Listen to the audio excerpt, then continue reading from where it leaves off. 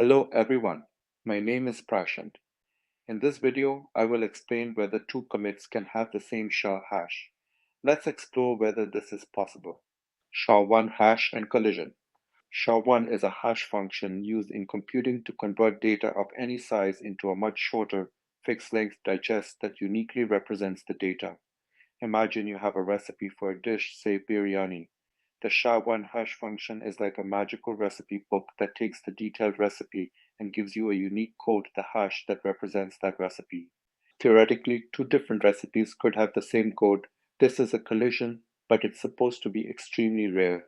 Google's demonstration in 2017. In 2017, Google demonstrated that it was possible to deliberately create two pieces of data, like two different recipes that resulted in the same SHA-1 code.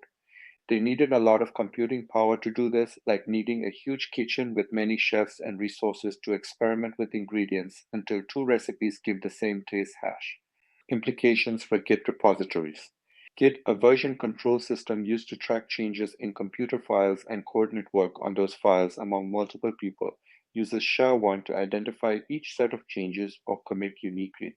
Although Google showed that SHA-1 could be broken in a controlled way, this doesn't pose a big practical problem for most Git users. It's like saying, although it's possible to create two recipes that taste exactly the same, it's likely to happen in everyday cooking with a massive effort. Transition to SHA-256. Despite the minimal risk, Git is moving to a more secure hash function, SHA-256.